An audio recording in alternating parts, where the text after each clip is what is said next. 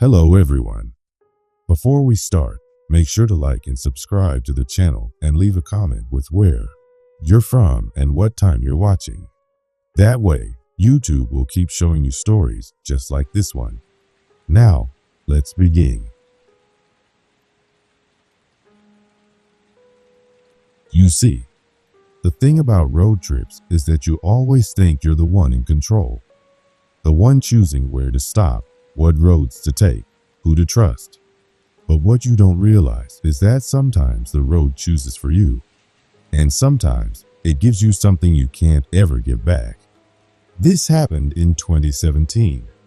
Brandon and I had been driving for 12 hours straight, making our way from Boston to California for his sister's wedding.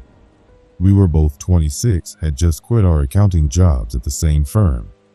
We thought this cross-country trip would be a chance to breathe, to start fresh. By the time we hit Kansas, we were running on fumes, not just the car. Us, too.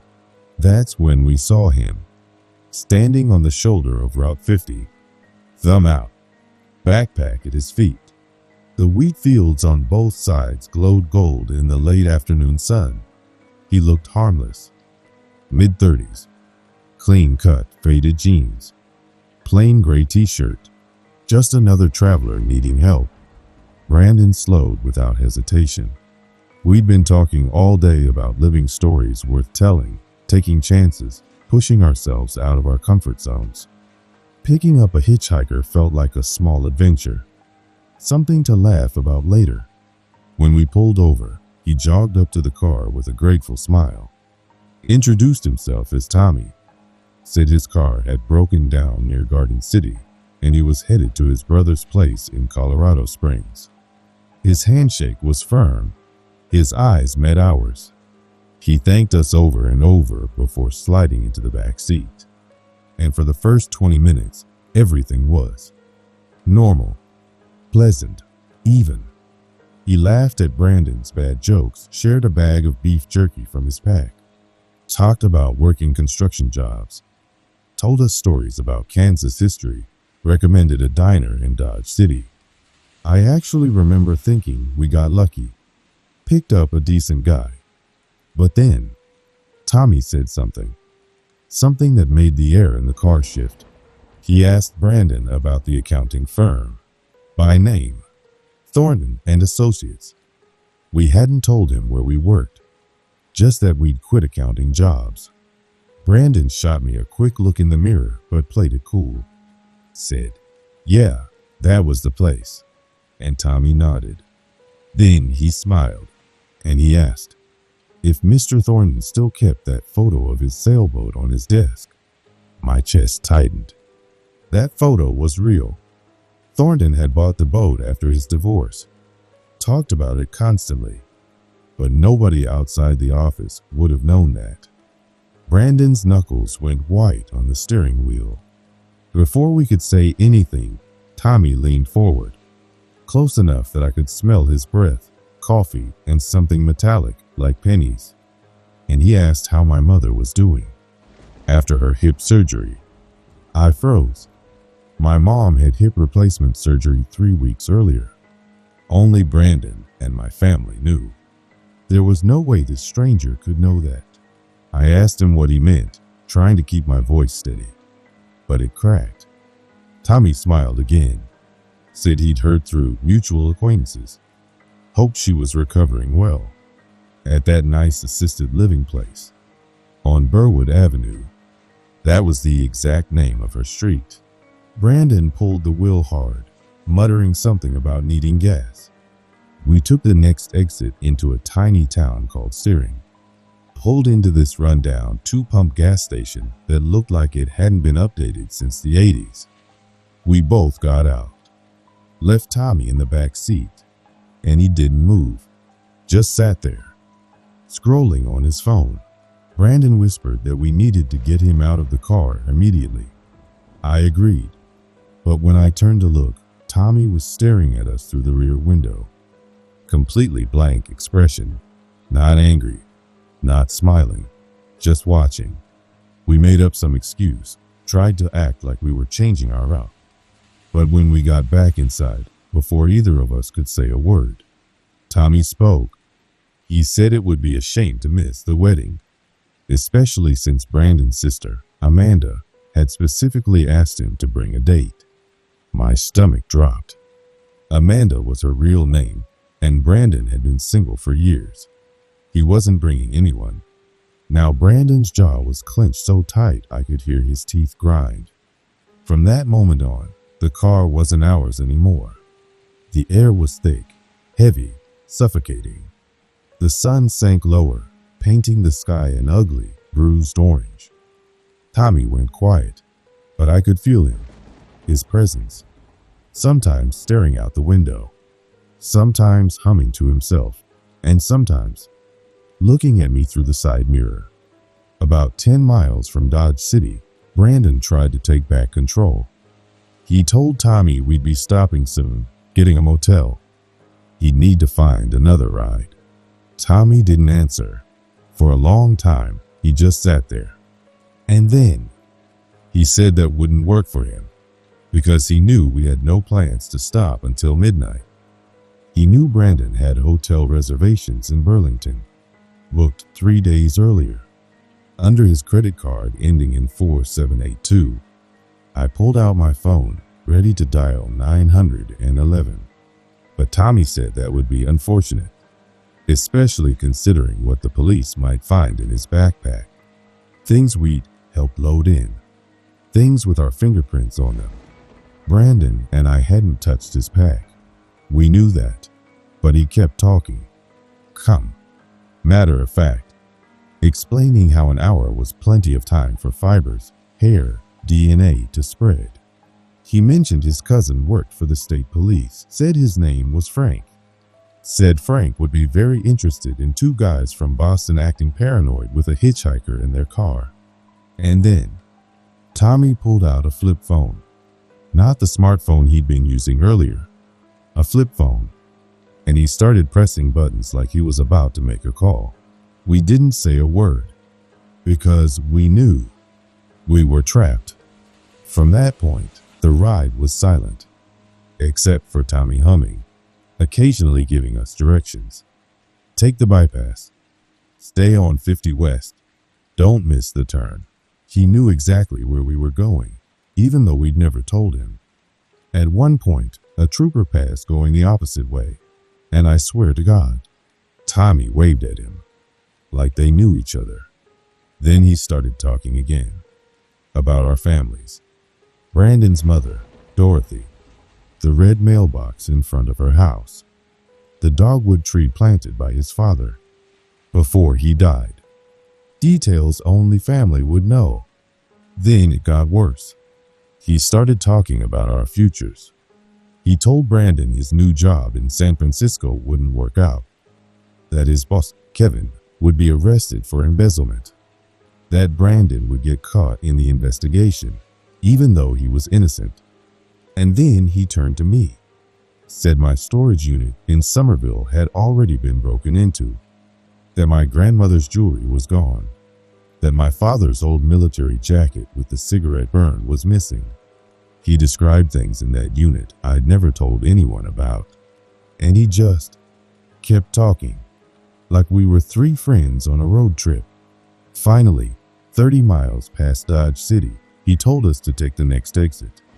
A dirt road, pitch black. My gut screamed not to, but Brandon turned, because what choice did we have? The Explorer's headlights swept across an abandoned grain elevator, a concrete tower looming like a tombstone. Tommy told us to stop.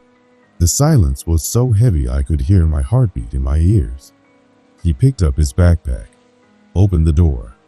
The air that rushed in smelled like dust and decay. He leaned back in, and for the first time since we picked him up, he smiled differently, not grateful, not friendly, but knowing. He thanked us, said we'd been more helpful than we could ever know. Then he reached into his pocket and pulled out 2 driver's licenses, Brandon's and mine, but they weren't ours, not the ones in our wallets. These were duplicates. perfect copies, except the issue dates were 3 years in the future. 2020. Mine was from Texas. Brandon's from Florida. Tommy set them carefully on the seat. Said we might need them someday. Said we'd know when the time came. And then he walked into the darkness, toward the grain elevator, and disappeared. Not fading into shadow, not walking out of sight. Gone. 1 second he was there. The next, nothing. We drove away so fast the tires kicked up a storm of dust behind us. And we never stopped talking about what he left behind. Those licenses. Those impossible, perfect licenses. Because 3 years later, in 2020, I was living in Austin, Texas. And Brandon was in Florida, at the exact addresses printed on the cards Tommy left behind. We still don't know who or what he was, but I do know this. Picking him up was the worst mistake of our lives, and maybe the only thing that saved us from something worse. You ever notice how every long road trip starts the same? You've got snacks, music, a destination in mind. You convince yourself you're in control, that the road belongs to you. But what most people don't realize is, highways are hunting grounds. And sometimes, you're the prey. This happened to me last spring. I was driving alone from Illinois to Montana for my sister's wedding. About 15 hours total. Long drive, but I didn't mind. I liked road trips. Gave me time to think. I left before sunrise. By the time I hit Iowa, the sun was climbing, the highway was wide open, and I felt good. Just me, the road, and my Honda Accord loaded with wedding supplies. And then I saw it. A black Chevy Tahoe. At first, it didn't mean anything. Just another SUV at the gas station where I stopped for fuel. I noticed it because it pulled in a few pumps down, kept its engine running. Tinted windows so dark you couldn't see inside. When I came back from the bathroom, it was still there, idling. No one pumping gas. No one getting out. I brushed it off, got in my car, drove off. 20 minutes later, I checked my rear view. 3 cars back, same lane. The Tahoe.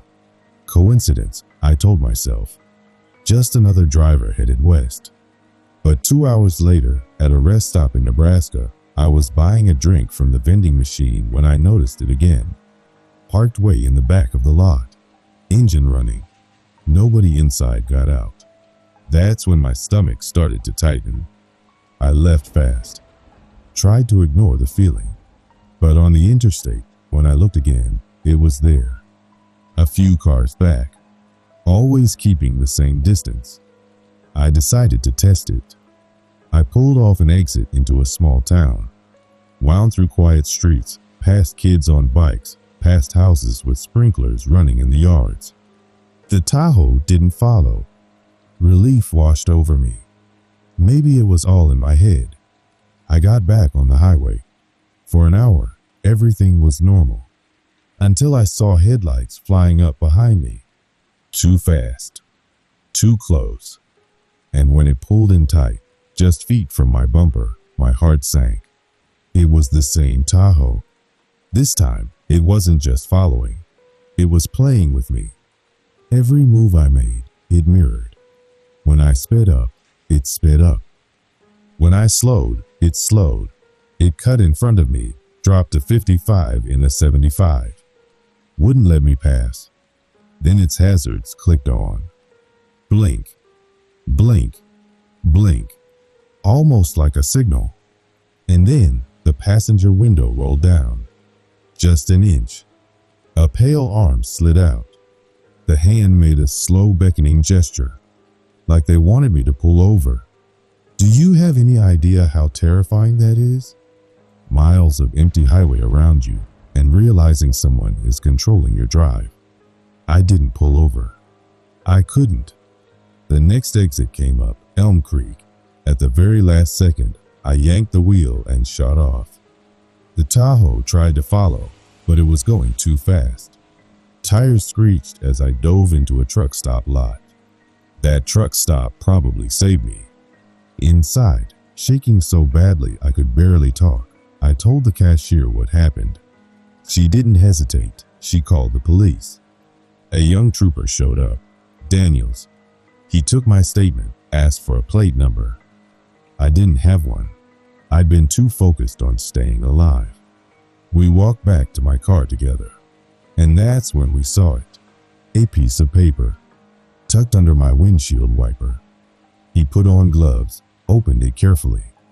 Neat handwriting in blue pen. One line, "You remind me of her, especially when you're scared." My blood ran cold. That night, I stayed at the motel next to the truck stop. Couldn't sleep. I kept checking the window, and at 3 a.m., I heard it. That low, heavy rumble of an engine. I crept to the curtain, and there it was.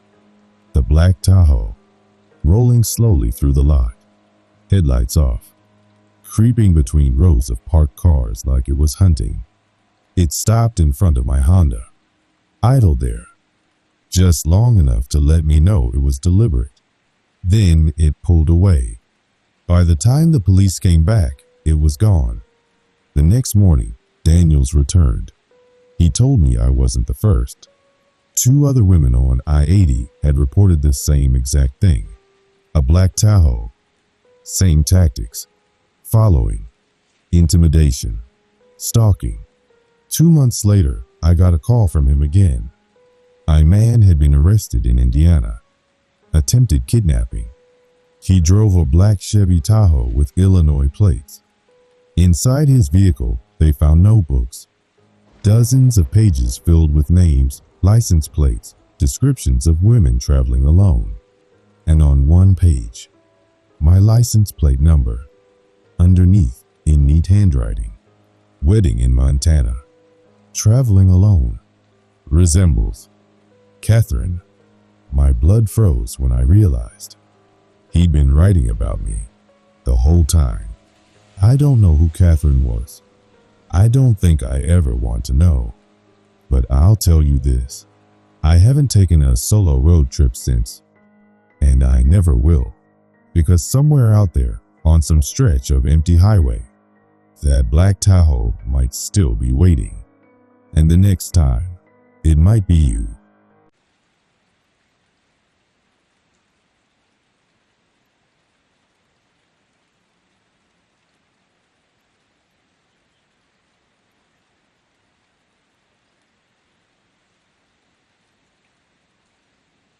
You see, most people don't really know what isolation feels like.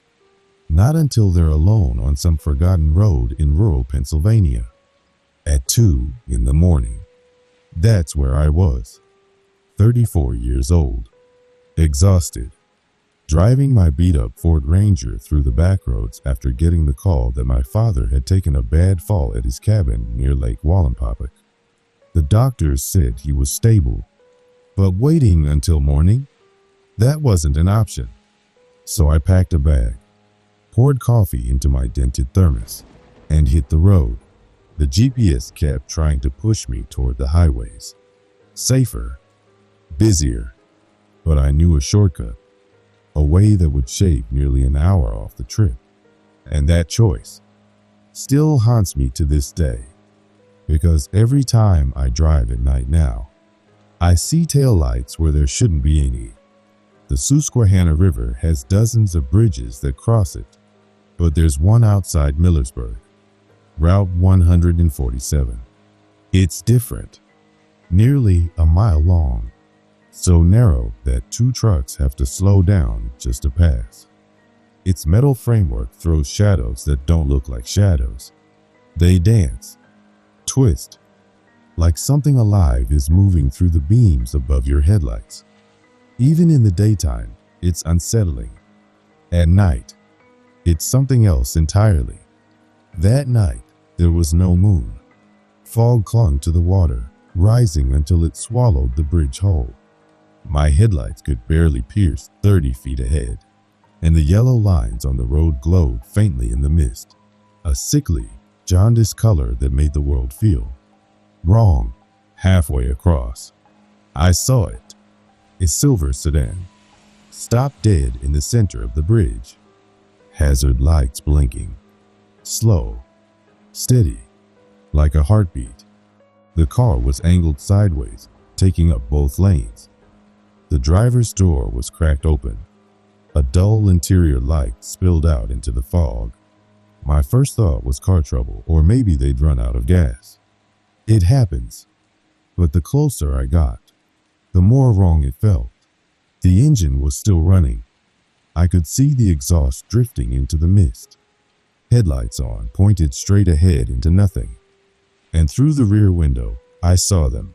3 heads, maybe 4, perfectly still, not moving, not turning as I approached, just sitting there, like mannequins. The hazard lights kept flashing. That rhythm, that beat. I reached across and locked my doors, turned the radio off completely. The silence was crushing. That's when the passenger door opened. Slow, deliberate, and then another, and another. 4 figures stepped out of that car, and the way they moved. Every instinct in me screamed danger. They didn't stumble. They didn't wave for help. They didn't say a word. They moved with eerie precision, spreading out across the bridge in a perfect line, facing me. Jeans, hoodies, jackets, normal clothes. But their faces? I couldn't make them out. They were just blank. I slowed to a crawl, 40 feet away, my foot hovering between the brake and the gas. The bridge had no shoulder, no escape. Behind me was half a mile of steel and fog. And then the tallest one, second from the left, raised his arm and pointed, not at my truck, at me, through the windshield. That's when they started walking, still in formation, measured steps, like they'd practiced. My dad always told me, if you can't fight and you can't hide, you create chaos and run. So I slammed my hand on the horn. The blast echoed through the bridge like a bomb going off. At the same time, I threw the truck into reverse, tires squealing, engine screaming as I flew backward into the fog. And then I saw it. Headlights. Another car. Dark, unlit, sitting 200 feet behind me. Engine running, blocking my only way out. I was trapped. The figures ahead of me broke formation and started running. Not frantic, not panicked. Long, purposeful strides.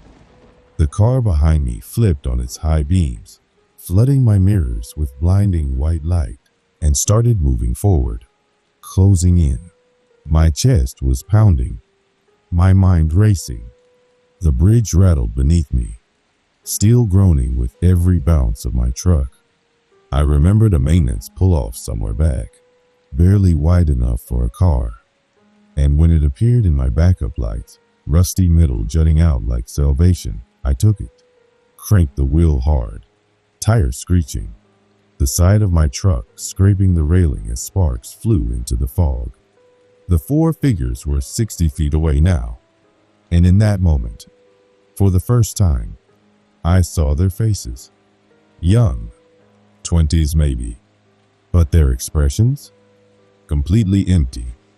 Eyes locked on me, mouths slack, no anger, no fear, just void. I slammed into drive, pedal to the floor. The truck roared forward, threading between the railing and the figures. One of them, a woman with her hair pulled tight into a ponytail, lunged. Her hand slapped against my passenger window, hard enough to leave a handprint. Greasy, smudged. I didn't look back. The silver sedan was still sitting there, doors wide open now. Interior lights glowing yellow pools in the fog.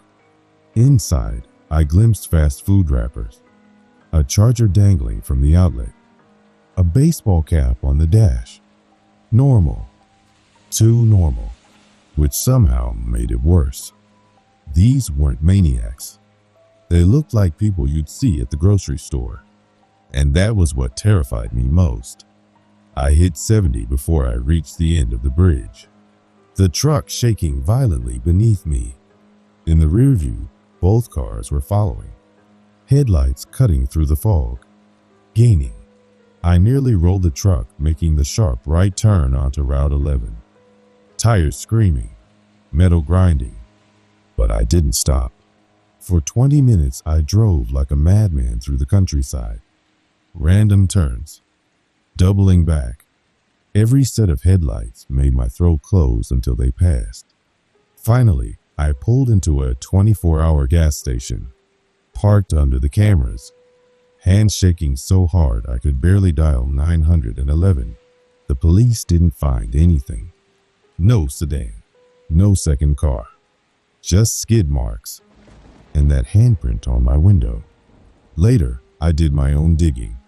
Forums, news archives, and I found others. Truckers, travelers, people who'd had the same encounter on that bridge. Late night, a silver sedan with hazards on, figures in the road. Always the same pattern, always the same emptiness in their faces. Some say it's a gang initiation. Others say it's just psychos playing games. But that doesn't explain the coordination, the silence, the way they move. And the thing that chills me most, what I can't stop thinking about, isn't just what happened. It's what didn't. They had me completely trapped. And yet, they didn't smash the glass, didn't drag me out, didn't finish whatever it was they started. They just stood there, blank, patient, like they were waiting, like they still are, right now, on that same foggy bridge, waiting for the next person who thinks taking the shortcut is a good idea.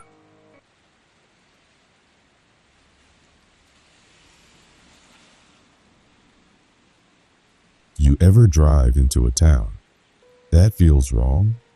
Not just empty, not just quiet, but wrong. That's what happened to me and my girlfriend, Claire. And I swear to you, what we saw that night should not exist. We were driving home late. Her family lived a few hours out, and we were racing the sunset. But the gas tank was almost empty. We saw an old exit sign. It promised fuel. We took it. That was our first mistake. At first, I thought it was just a small farm town, one of those places frozen in the 50s. But the deeper we drove, the quieter it got. Not peaceful quiet, not country quiet, dead quiet. Even Claire whispered, like she was scared to wake something up. The houses looked wrong, perfect little rows, but no cars, no lights, windows covered in grime or boarded shut. The gas station?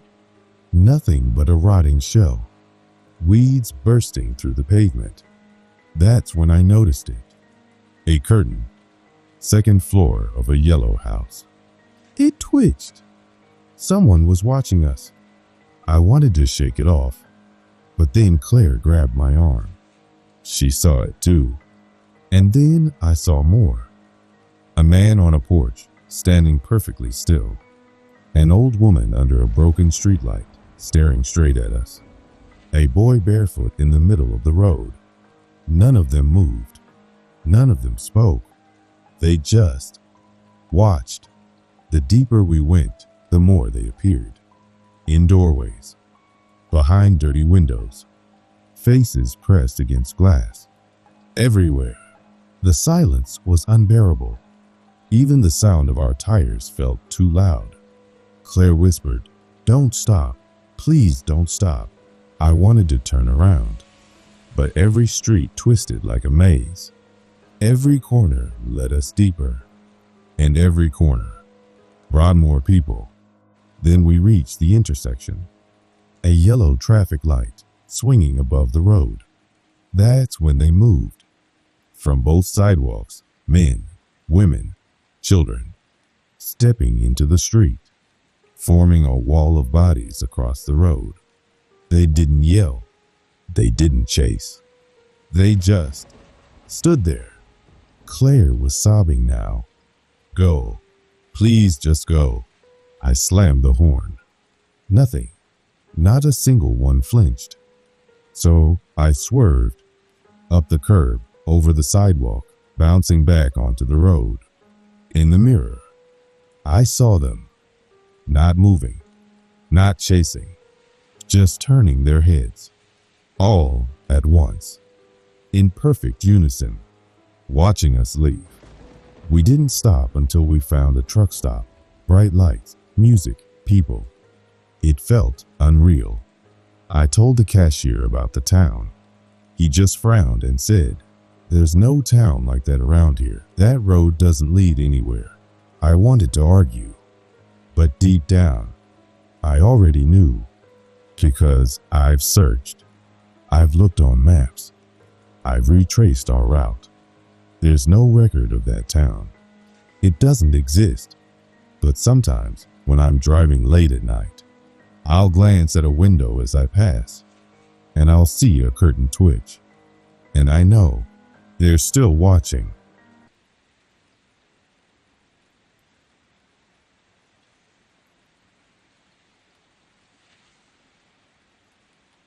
You ever stop somewhere late at night and immediately regret it? The kind of place where your gut tells you to just keep driving, even if you're exhausted? Yeah, that was me, and I should have listened. It was close to 1:30 in the morning. I'd been driving for hours. The radio had faded into nothing but static. My eyes felt heavy, and every muscle in my body ached like I'd been welded to the driver's seat. So when I saw a buzzing neon sign for a roadside motel, I pulled in. The sign was half burnt out, buzzing like an angry fly. The parking lot was cracked, weeds poking through the asphalt. It reeked faintly of gasoline and damp pavement. Cheap, dirty, forgettable. Exactly the kind of place people pass through and disappear by morning. But I didn't care. At that hour, cheap was good enough. The clerk barely looked at me. Her smile was empty, robotic. She slid me a brass key on a chipped plastic tag. The room number looked like it had been scratched in with a knife. I parked right in front of the door. Room on the ground floor. Easy. I grabbed my bag, stepped out, and froze. A van. Just a few spaces away. Idling. Its headlights cut straight across the lot, flooding my door in harsh white light. At first, I thought someone had just pulled in, but the way it was parked, it wasn't facing the office. It wasn't angled toward the exit. It was lined up perfectly, directly with my door. No one got out. No window rolled down. Just the engine, purring, steady, like a low vibration you could feel in your chest. And those headlights, locked on me. I told myself it was nothing. Delivery guy. Someone waiting for a friend. But the longer I stood there, the heavier my suitcase felt, like my body knew something I didn't. I hurried inside, locked the door, and peeked through the thin curtains. The van hadn't moved an inch. That white glare poured into my room through the cracks, cutting the walls into sharp, unnatural angles. The hum of the motor felt like a pulse, vibrating through the floor. I thought about calling the front desk. But what would I even say? Hey, a van is staring at me? Instead, I slid a chair under the doorknob. Not that it would really help. And I tried to distract myself with the TV. Every few minutes, though, I'd give in and check again, pulling the curtain back, hoping the van had left. But it was always there. Engine still running. Headlights still burning holes straight through me. Eventually, I couldn't take it anymore. I stepped outside, pretending to grab something from my trunk. The air was cool, tinged with gasoline. Exhaust drifted faintly on the breeze. And in the corner of my eye, I saw it. A silhouette, rigid, still, sitting in the driver's seat. I didn't dare look directly, but I knew whoever was in there hadn't taken their eyes off me since I arrived. I slammed my trunk shut louder than I needed to, like I was trying to prove I wasn't scared. But my hands were shaking as I walked back to my door. Inside, I locked everything again. The engine still droned on. Hours passed. My exhaustion finally started to pull me under. The hum of the van became part of the background, an unwanted lullaby. Until suddenly, silence! I woke up instantly. No motor, no headlights bleeding through the curtains. Just dead silence. I crept to the window, peeled the curtain back. The van was gone. Relief hit me like a wave, but it didn't last. Because that silence, it wasn't right. It felt heavy, like the whole world was holding its breath. And then I heard it. Crunch, gravel, footsteps, slow, deliberate, somewhere behind the motel. They would pause, then start again, closer each time. I killed the lights, stood in the dark. My heart was slamming so hard, I was sure it gave me away. The chain on the door suddenly felt like the only fragile barrier between me and whoever had been sitting in that van. I grabbed the heaviest thing I could find, an ice bucket, and clutched it like it might save me. The footsteps kept coming. Closer, closer. Then they stopped. Minutes crawled by in silence. I didn't move, didn't breathe. Eventually, they faded. I must have collapsed from exhaustion, because the next thing I remember is sunlight cutting through the curtains. The lot looked normal. New cars, people moving around. The van was gone. But when I opened my door to leave, something was waiting. A single cigarette butt, still fresh, right in front of my door. I don't smoke, and when I checked the night before, the rooms around me were empty. I checked out fast, didn't look the clerk in the eye, and I drove like hell. To this day, I can't explain it. Why that van sat there with its headlights fixed on me for hours. Why someone walked around outside my door in the middle of the night. Maybe they were waiting for me to panic. Maybe they wanted me to open the door. Maybe. Worse. All I know is this. I'll never stop at a roadside motel again without checking the lot first. Because sometimes, the walls of a room don't protect you. Sometimes, they trap you.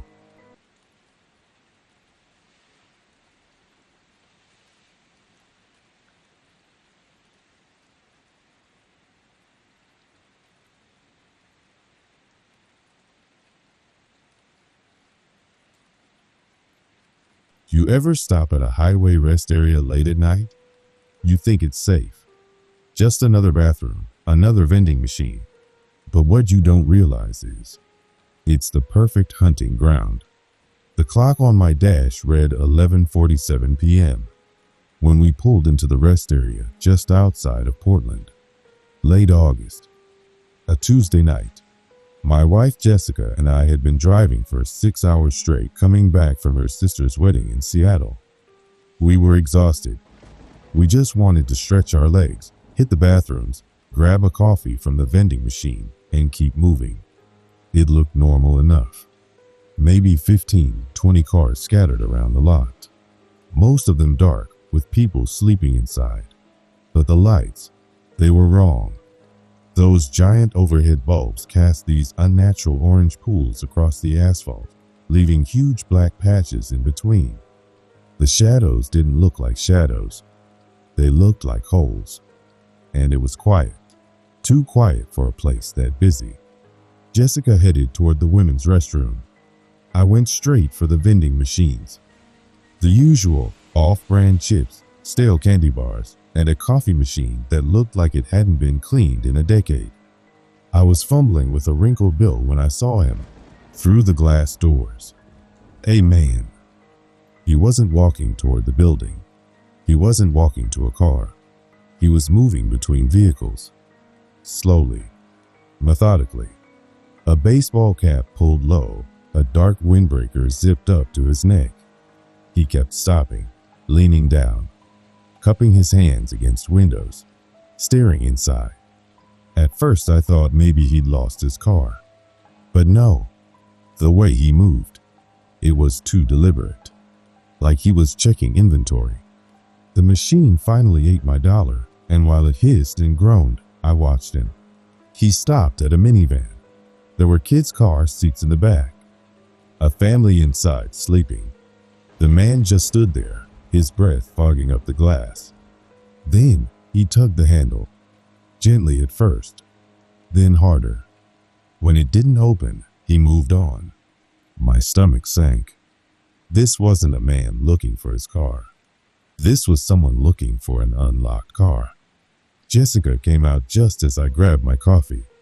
I pulled her aside, whispered about the guy, nodding toward the lot. She spotted him instantly. He was at a pickup now, circling it, testing the doors, even pushing down on the truck bed cover to see if it would give. Her hand clamped onto my arm.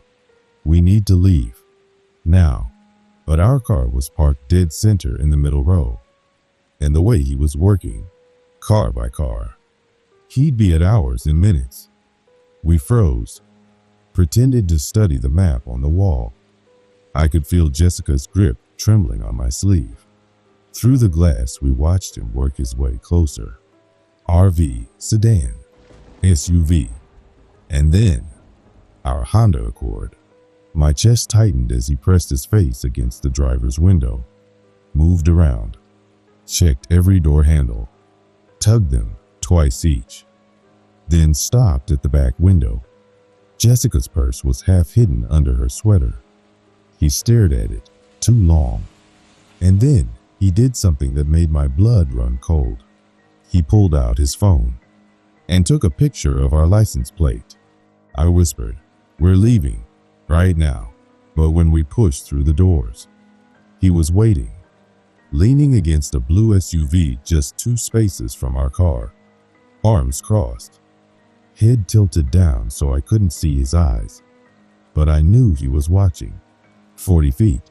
That's all that separated us from the car. But it felt like walking a mile. My heart slammed against my ribs with every step. I kept Jessica close to my right, shielding her as best I could. 6 feet away. That's when he spoke. "Nice night for a drive." His voice was gravel. Flat. Wrong. We didn't answer. I fumbled with the keys, hit unlock, practically shoved Jessica inside. My hands were shaking so bad I could barely get in my side. And then, footsteps. Behind me. Slow. Deliberate. Matching my pace. By the time I slammed my door shut and hit lock, he was standing right there, inches from my window, scar running from his ear down to his neck. He knocked 3 times, slow, measured. Jessica scrambled for her pepper spray. My hand slammed the gear into reverse. But before I could move, he pressed his palm flat against the glass. His lips moved. I couldn't hear the words, but his eyes never blinked. And then Jessica gasped. "There's someone else," across the lot, by a beat-up Chevy van. A woman, stringy blonde hair, just standing there, watching, expressionless, waiting. They weren't alone. This was a trap. I tried to back out. The man walked with us, palm dragging across the glass, leaving long greasy smears. And then he stepped in front of the car, stood there in the middle of the lane, hands at his sides, blocking us. The woman started walking toward us from the right. Slow, measured, closing the distance. They were boxing us in. Jessica was on with 911, voice shaking as she gave them our location. My hands clenched the wheel so tight it hurt. The man reached into his jacket. I didn't wait to see what came out. I floored it, yanked the wheel hard right. Tires screeched up over the grass median. The car bottomed out, sparks scraping the curb. The woman had to jump back to keep from getting clipped. We shot across the grass, bounced onto the exit lane, engine screaming. I looked in the mirror. The man was sprinting toward the van. She was already climbing into the passenger side. They were going to chase us. And they did. That old Chevy was fast. No matter how hard I pushed the gas, it stayed 3 car lengths behind. Never ramming, never swerving, just following, letting us know it was there. 8 miles, 2 exits. They didn't budge until a semi in the right lane suddenly swerved over, cutting them off, forcing them to brake hard. I don't know if that trucker saw what was happening or if it was dumb luck, but it gave us enough of a gap. I waited. Last second, cut across 2 lanes. Flew off at the Troutdale exit doing 60. Tires screaming. The van couldn't make it. They shot past. We pulled into a gas station. Well lit. Cars parked outside. Sat there for 20 minutes, engine running, hearts pounding. The van never appeared again. When the state police arrived, they took one look at the greasy handprints smeared on my window and said we weren't the first. Couples, solo travelers, always a man and a woman, luring people, following them, sometimes worse. That was 14 months ago. We don't stop at rest areas anymore. Ever. But sometimes, when we pull into our driveway late at night, I catch myself looking at the windshield. Because the morning after it happened, Jessica found a piece of paper tucked under the wiper. Folded, our license plate written on it, and one word beneath it, scrawled in a different hand. Later.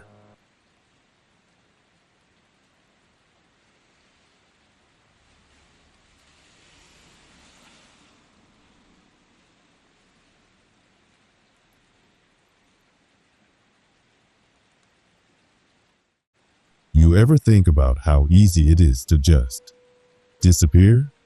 One wrong turn, one broken down car, and you could be gone without a trace. That thought never really hit me until that night. I was 32, freshly divorced, and clinging to a new sales job that had me driving more miles in 2 months than I used to in a year. 12-hour drives had become routine. The desert roads were quiet, empty, and honestly, I thought I liked it that way. That Tuesday, I'd wrapped up a demo outside Reno and planned to reach Kingman, Arizona by 9. Easy enough. A motel bed, a few hours of sleep, and then Phoenix by noon the next day. Simple. But simple is exactly how nightmares start. The sun had barely dipped behind the mountains when I noticed my temperature gauge creeping toward the red. I told myself it was fine. That same lie I'd been telling myself for weeks, ignoring the coolant stains under my car. But then came the grinding sound. Then the hiss. And then the smoke, white, curling up from under the hood like a signal flare in the middle of nowhere. I killed the engine, pulled onto the shoulder. The silence that followed wasn't peace. It was heavy. The kind of silence that makes your ears ring. Then the smell hit me. Sweet, chemical, almost metallic. Burning coolant and hot steel. I checked my phone. 1 bar. Flickering. Tow service? Closed. No chance of help until morning. So there I was. Alone on Highway 93. Miles from anything but shadows. Cars flew past every few minutes, their headlights blinding me for half a second before vanishing back into the desert black. And then, the truck appeared. Not like a normal vehicle, not approaching steadily. No, it was just there. 1 second nothing, the next, a pair of headlights cutting through the dark. A Chevy Silverado, early 2000s maybe, primer gray with rust chewing holes into the wheel wells. It slowed. Too much. Then rolled to a stop 30 feet behind my car, engine still running, high beams aimed straight at me. For half a minute, nothing happened. Just the hum of that idling engine. Just me squinting through the glare, trying to make out the figure inside. And then the door creaked open. The man who stepped out looked built from stone. Mid-40s, barrel-chested, arms heavy from real labor. Military haircut. Faded flannel stretched over wide shoulders. His smile revealed a missing tooth, bottom left. "Engine trouble," he called out, his voice low, southern twang that didn't belong to Nevada. I explained the overheating. He didn't wait. Walked straight over, flashlight in hand, leaned under the hood like he owned the car. After maybe 10 seconds, he said it plain. "Radiator hose is split. You're not driving anywhere tonight." And he was right. Coolant glistened across the engine block. My heart sank. "I can give you a ride," he said, almost too quickly. "Buddy of mine runs a shop in Copper Springs. Tow you in tomorrow." Something about the way he said it. Too smooth, too practiced. Like a script he'd used before. But I looked around. Darkness pressing on all sides. No service. Desert cold beginning to bite at my skin. And I heard myself say yes. That yes was the biggest mistake of my life. The inside of his Silverado smelled wrong. Not just oil and sweat. Something earthy. Damp. Like wet dirt or fertilizer. Fast food wrappers buried the floor. A pine-scented air freshener dangled from the mirror, long dead. He tossed my bags in the back, right next to a tarp-covered pile, and slid behind the wheel. "Name's Carl," he said. When I told him mine, he repeated it quietly, like he was memorizing it. We pulled back onto the highway, but his speed was off. 45 in a 65. Too slow, like he didn't want to get where we were going. He started asking questions. Where was I heading? Phoenix. What did I do? Sales. Was anyone waiting for me tonight? That one. That question made something tighten in my chest. I lied. Said my girlfriend was expecting me at the motel. Carl's face tilted in the glow of the dashboard. He smiled, made a sound that wasn't quite a laugh. That's good. Always good to have someone waiting. We passed the exit sign for Copper Springs.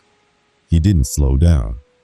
When I asked, he said his buddy's shop was in Millfield, just 20 more miles. But I'd driven this stretch before. There was no Millfield. That's when I realized something was very, very wrong.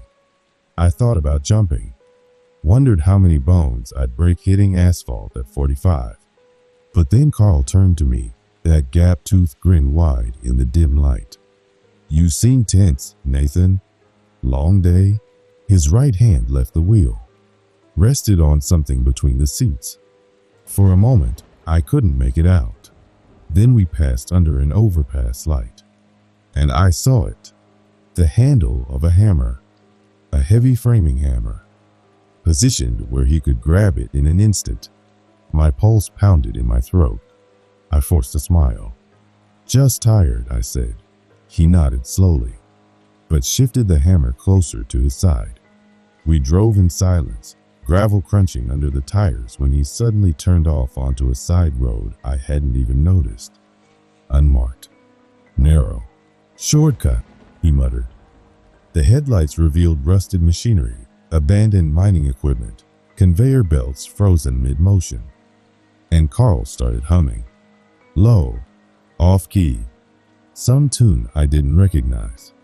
He tapped the steering wheel in rhythm, each tap echoing in my skull like a countdown. I slipped my phone from my pocket. No signal, but I hit record anyway. Held it low, just in case. After 3 miles, he pulled up to a building, corrugated metal. Windows boarded or shattered. The kind of place you only see in nightmares. Need to pick something up real quick, Carl said, killing the gear, but not the engine. He stepped out, but not before glancing at me. Twice, like he was checking if I'd move. He walked to the building, unlocked a padlock, disappeared inside. That was my chance. I slid over, hands shaking so badly I could barely shift into reverse. Tires spun against gravel as I floored it. In the mirror, I saw Carl burst from the doorway, something long in his hand, pipe, shotgun, I couldn't tell. He shouted, sprinting after me, his face twisted, that smile gone. And then, the tarp in the bed shifted, just enough for me to see it, a lock of dark hair. The sleeve of a woman's jacket, purple, maybe blue. My stomach dropped into nothing. I didn't look again, couldn't. I just drove. I don't know how I made it back to the highway, but an hour later I stumbled into a gas station, shaking so violently the clerk had to hold the coffee steady while I drank. Police took the truck. They confirmed it a missing woman, Melissa Crawford, gone 3 days. And what Carl had gone into that building to get? A bone saw, still in the packaging. Turns out Carl wasn't Carl. His real name was Dennis Kruger, a predator they'd been chasing across state lines. Always the same pattern. People broken down on highways. Always at night. Always alone. And here's the detail that still wakes me up at 3 a.m. My radiator hose? It wasn't worn down. It wasn't aged. It was cut. A clean slice, neat and deliberate. And you know where Dennis was the afternoon before? Standing in the parking lot of that clinic in Reno. Security cameras caught him. 6 minutes. Just enough time to crawl under my car. Just enough time to set the trap. They never caught him. His truck was found burned out in the desert. His name changed again. And sometimes, when I check the news for disappearances along Highway 93, I wonder if he's still out there. Different truck, different name, same smile. I keep the video I recorded on my phone. Just gravel crunching, darkness, Carl humming that off-key tune. And once, just once, when the light from a passing sign cut through the cab, you can see him in the mirror, staring at me with this expression of absolute calm. Like he already knew exactly how the night was going to end.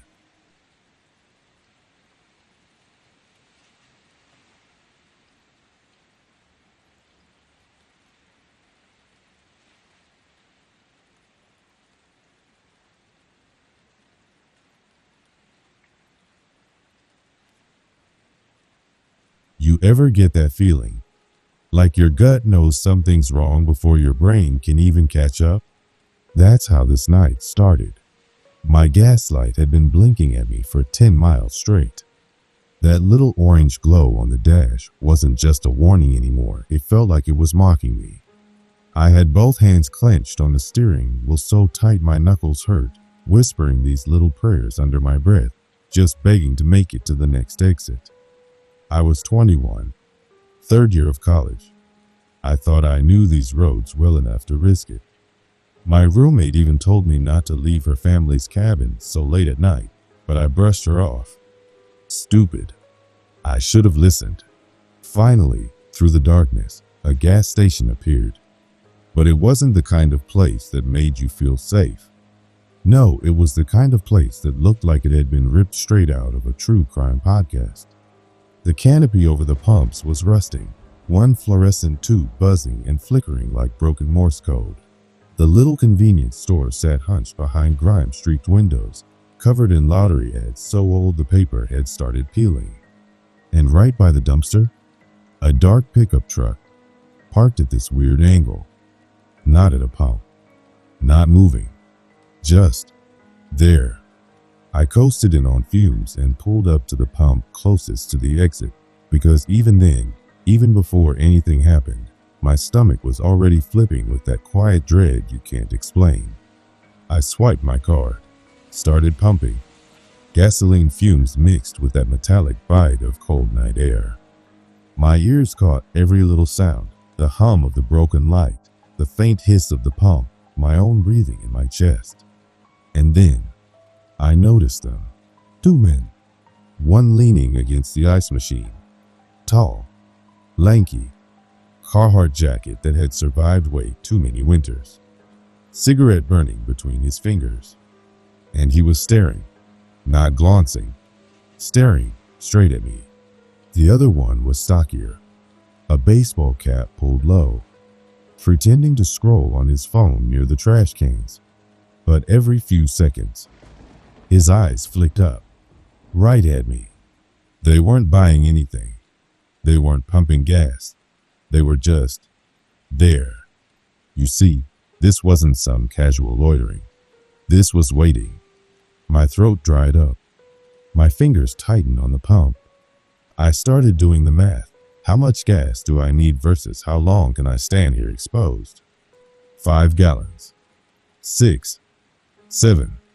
Then the tall one flicked his cigarette to the ground and started walking. Not directly at me, no. He took this slow, wide arc. Casual, but careful. His path was leading right between me and the exit. That's when the second guy moved too. Not fast, just repositioning, coming closer. They weren't together, but they weren't separate either. It was this unspoken coordination. And that's when the realization hit me like ice in my veins. They were boxing me in. 8 gallons. 9. 10. The tall one was by the air pump now, about 15 feet in front of my car. Just standing there, rocking back and forth on his heels. The short one? He'd made it to the pump directly behind mine, pretending to study the credit card reader. Except, there was no car there. No reason for him to be studying anything. And still, I could hear it, his breath. Raspy, wet, like every inhale scraped his throat raw. My heart hammered so hard I swear it shook the handle in my hand. Then I heard it. Hey there. His voice cut through the night like a blade. You heading north or south? I froze. He was closer than before, close enough I could smell him. Stale smoke, old sweat. The short one had drifted toward my driver's side, leaning casually against the pillar. Between the two of them, they'd closed every gap. Not very friendly, are you? The tall one said again. And the way he spoke, it wasn't casual. It was bait. That's when I saw his hand slide into his jacket, not pulling anything out, just reminding me it was there. The pump clicked off with a violent thunk. 12 gallons. Enough. I didn't care about anything else. I yanked the nozzle free, gas dripping onto my shoes, my hands shaking so bad I nearly dropped it. That's when he chuckled. Low, gravelly, like rocks grinding in his chest. Where's the fire, sweetheart? His smile stretched, pale eyes wide, and suddenly every part of me knew I had seconds, maybe less. I didn't think, I acted. Instead of going for the driver's door like they expected, I ripped open the back passenger door and dove through, scrambling across the seats as both men lunged. The short one's hand actually grabbed the frame. His fingers clamped down, thick and rough. I kicked with everything I had. My heel slammed against his knuckles, hard enough to make him howl and stumble back. I slammed the door, hit the locks. The tall one was at my driver's side instantly, fist pounding against the glass so hard the whole window shook. His face twisted into something not human. Open up. We just want to talk. I threw the car in drive and floored it. The short one stepped in front like he thought he could stop me with his body. I laid on the horn and didn't let off the gas. At the last second, he dove out of the way, rolling across the pavement as I tore out of there, tires screaming against the concrete. I didn't breathe, didn't blink, just stared straight ahead, my Corolla shuddering as I pushed it faster than it had ever gone. 80, 90, almost 100. My hands trembled so hard I could barely keep control. And still, I kept checking the rearview mirror. For a while, it was just black road stretching into nothing. Then, headlights. Bright, high beams, and they were coming fast. They must have jumped in that truck the second I pulled out. My stomach sank. My chest collapsed. They were on me. I pushed my car harder, the engine screaming, the wheel shaking violently in my grip. There was an exit ahead. 2 miles. Nothing but farm roads. But past that, 3 more miles, there'd be a truck stop. People. Safety. Witnesses. I nearly missed the exit, took it at 70, the tires screeching as the car fishtailed before I regained control. In my mirror, I saw the truck blaze past on the highway. Then its brake lights glowed red. They were circling back. The road I'd turned onto was pitch black. No lights. Just my beams slicing through empty darkness. Every second felt like a countdown. My breath shallow. My pulse in my ears. Then, finally, salvation. A neon sign flickered in the distance. The truck stopped. Rows of semis parked, glowing diesel pumps, life. I screeched into the lot, parking right in front of the doors under the cameras. My legs nearly gave out when I stumbled inside. Truckers sipped coffee. A family ate microwave burritos. The normalcy was jarring, like I just stepped out of hell into another world. I ran to the counter, voice shaking, and told the clerk 2 men had tried to attack me at the last station. Call the police. The cops arrived within 15 minutes. Took my statement while I sat in a booth, hugging a cup of coffee I couldn't even taste. My hands wouldn't stop trembling. Then came the part that still haunts me. The clerk from the gas station, the one I'd left behind, told police that those 2 men had walked inside right after I fled. They asked him which way I'd gone. When he said he didn't know, they knocked over a display and stormed off. But here's the worst part. The security footage showed they'd been there for 2 hours before I ever arrived. Just waiting. The cops never caught them. The truck was found abandoned days later. Stolen. Fake plates. No prints. Nothing. And I was told there had been similar reports at that same station going back months. Always 2 men. Always late at night. Always women traveling alone. I never drove that route again. I added an extra hour to my trips just to avoid it. But sometimes, when I close my eyes at night, I still see those pale, blue eyes staring through the glass. And I wonder, what if I hadn't gone for the back door? What if I'd hesitated? Because the detective was right. My quick thinking probably saved my life. But sometimes, I'm not so sure.